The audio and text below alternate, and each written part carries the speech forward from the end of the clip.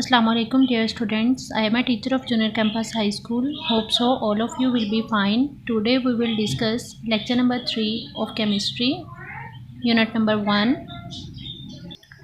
Okay dear students, हमारा जो topic discuss हो रहा था वो था ब्रांचेज ऑफ केमिस्ट्री। हमने प्रीवियस टॉपिक के अंदर 3 ब्रांचेज ऑफ केमिस्ट्री के बारे में स्टडी किया था, जिसमें हमारे पास फिज़िकल केमिस्ट्री था, ऑर्गेनिक केमिस्ट्री था और इनऑर्गेनिक केमिस्ट्री था।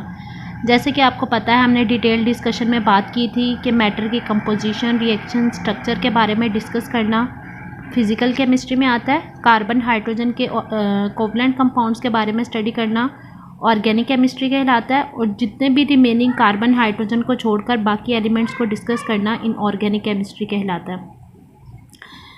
नेक्स्ट जो है वो आपके पास ब्रांचेस हैं बायोकेमिस्ट्री, इंडस्ट्रियल केमिस्ट्री, और आज जो हम साथ स्टडी करेंगे बायोकेमिस्ट्री और इंडस्ट्रियल केमिस्ट्री के साथ, that is environmental chemistry. Let's start our topic. Okay dear students, आप लोगों को जैसे कि पता है कि बायोकेमिस्ट्री जो है ये आपके पास केमिस्ट्री की एक ब्रांच है, ठीक है। बायो का मतलब होता है लाइफ, और यानी कि बायोकेमिस्ट्री, मैंने अभी आपको बताया कि बायो का मतलब है लाइफ, यानी कि लाइफ से रिलेटेड जो चीज़ें हैं उसके बारे में स्टडी करना। अब लाइफ से रिलेटेड स्टडी से क्या मुराद है? आप लोगों को पता है कि हर वो जानदार जिसमें ज़िंदगी का कोई भी साइन जो है वो मौजूद है, लाइफ एग्जिस्ट कर रही है, आप उसको जानदार कहते हैं। For example, all of you are human beings, और आपके अंदर ज़िंदगी का एक पूरा सिस्टम चल रहा है। तो आप लोगों के बॉडी रिएक्शंस को स्टडी करना वो भी बायोकेमिस्ट्री के अंदर इन्वॉल्व होगा, ठीक है। आप इसको इस तरह कंसिडर कर सकते हैं कि इसमें जो मेन टॉपिक है वो आप खुद हैं, ठीक है।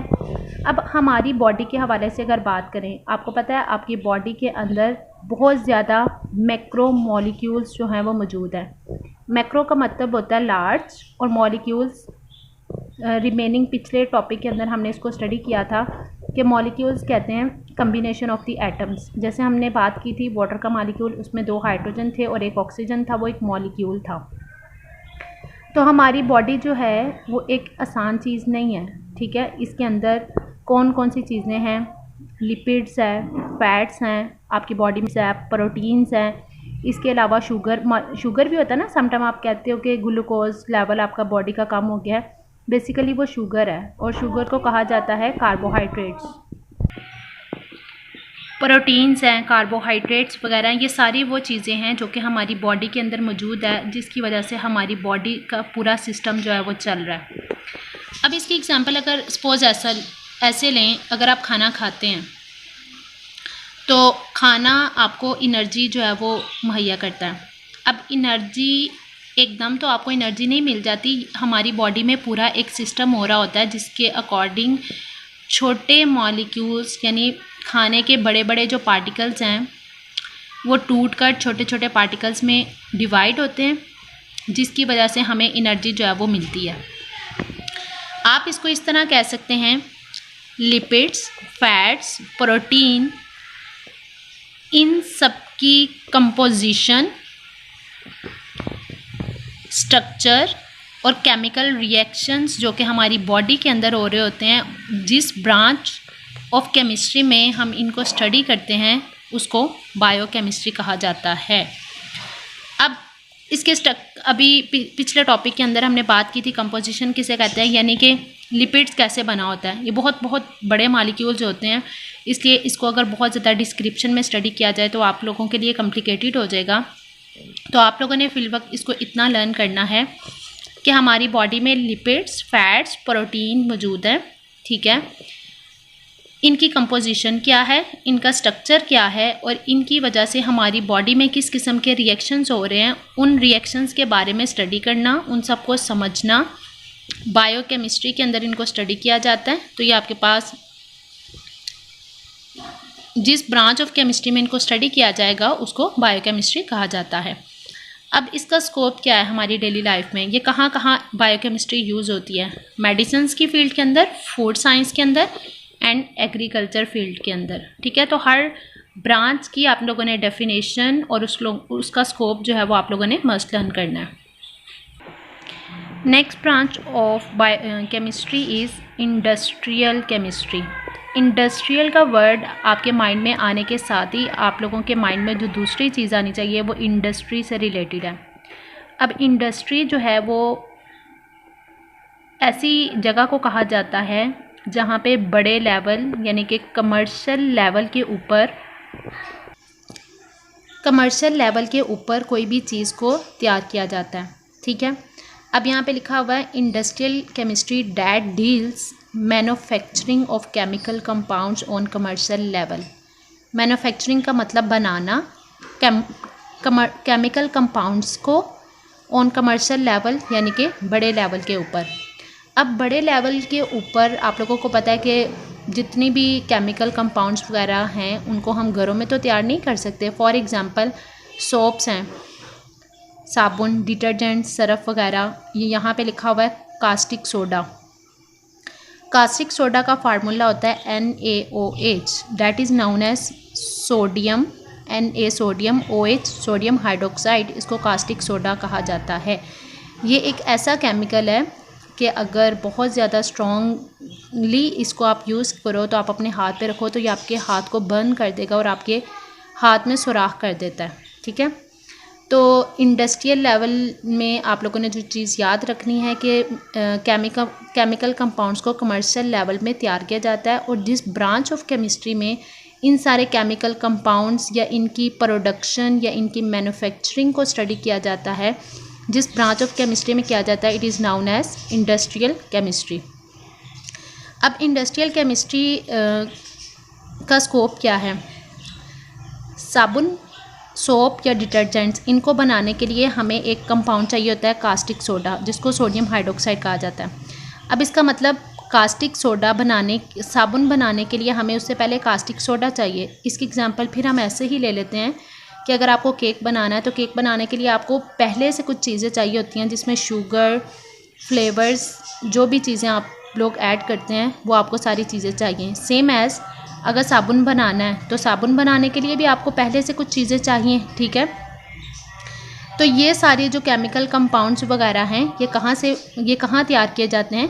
कमर्शियल लेवल के अंदर।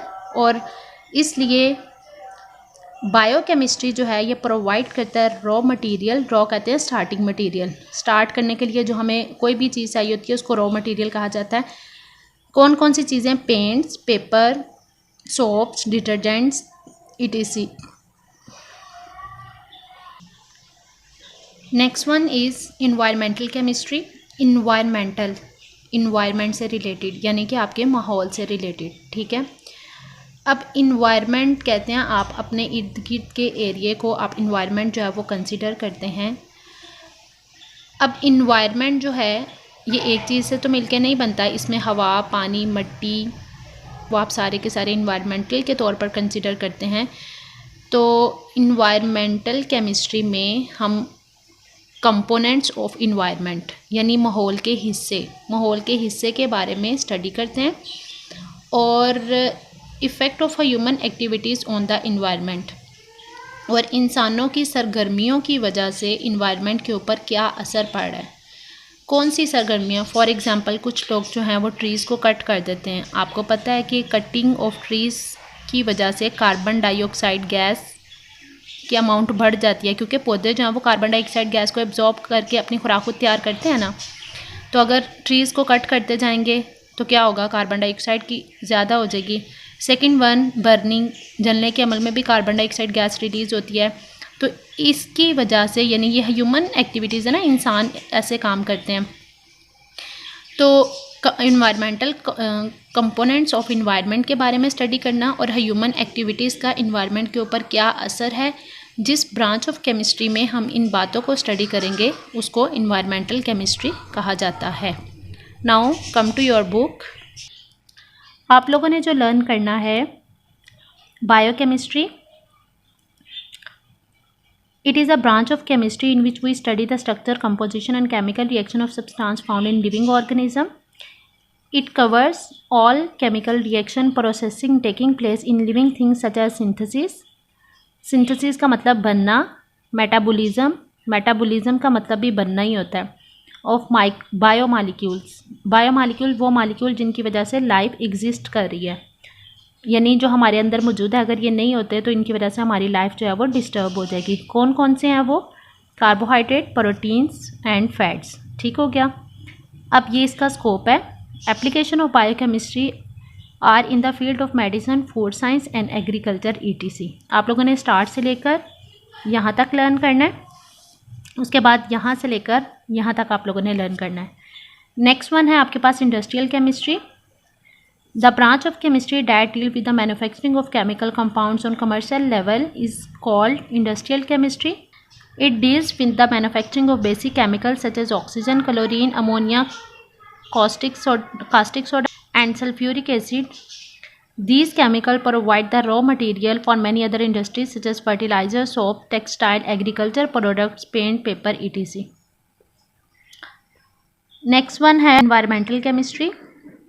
It is the branch of chemistry in which we study about components of environment and effect of human activities on the environment. ठीक हो गया। यहाँ तक आप लोगों ने इसको लर्न करना है। देन आप लोगों ने ये इसका स्कोप है, यानी कि इन्वायरमेंटल केमिस्ट्री डेली लाइफ में हमारे पास कहाँ यूज़ हो रही है। The knowledge of chemical processes taking place in environment is necessary for its improvement and protection against pollution. अगर हमें इन्वायरमेंट के बारे में पता ही ना हो तो हम इसकी पोल्यूशन को कैसे कंट्रोल कर सकते हैं? तो फिर हम इसको किस ब्रांच में स्टडी करते हैं? इन्वायरमेंटल केमिस्ट्री के अंदर। आप लोगों ने इस टॉपिक को अच्छे से लर्न करना है और अपने टॉपिक से रिलेटेड 5 MCQs और 5 शॉर्ट क्वेश्चन, चाहे वो कोई भी सब्जेक्ट है, फिज़िक्स, केमिस्ट्री, बायो, साइंस, आप लोगों ने इसके अपने टॉपिक से related 5 short question, 5 MCQs loose sheet पर करने के बाद आपका जो भी शेड्यूल आपको दिया गया है उसके अकॉर्डिंग आपने स्कूल में सबमिट करवाना है ताकि आप लोगों की चेकिंग हो सके। Hope so you will understand it very well. Stay home, stay safe, take care. Allah Hafiz.